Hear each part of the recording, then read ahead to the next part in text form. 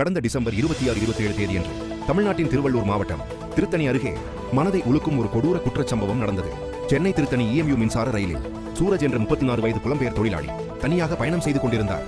மகாராஷ்டிரா அல்லது ஒடிசா மாநிலத்தை சேர்ந்த அவர் வேலை தேடி தமிழ்நாட்டுக்கு வந்தவர். அதே ரயிலில் 17 வயது கொண்ட 4 சிறுவர்கள் ஏறியுள்ளனர். அவர்கள் மதுபோதையில் இருந்ததாகவும் அறிவாள் அல்லது மச்சு வைத்திருந்ததாகவும் போலீஸ் விசாரணையில் தெரிய வந்தது. ஒரு சோஷியல் மீடியா ரீல் எடுக்கணும் என்று கூறி ரயிலுக்குள்ளேயே சூரஜை மிரட்டியுள்ளனர். அவர் மறுத்ததால் வாக்குவாதம் ஏற்பட்டுள்ளது.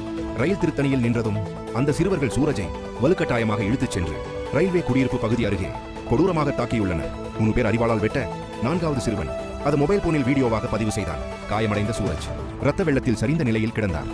பொதுமக்கள் தகவலின் பேரில் அவர் திருத்தணி அரசு மருத்துவமனைக்கு பின்னர் திருவள்ளூர் அரசு மருத்துவக் கல்லூரி மருத்துவமனைக்கு அனுப்பப்பட்டார்.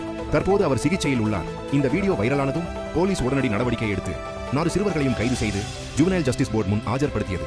சோஷியல் மீடியா ஃபேம்காக ஒரு மனித உயிர் கூட விளையாட்டு பொருளாக மாறியிருப்பது இந்த சம்பவத்தின் கசப்பான உண்மை. வீடியோவை பகிர வேண்டாம், வன்முறையை ஊக்குவிக்க வேண்டாம் என்று போலீஸ் எச்சரித்துள்ளது.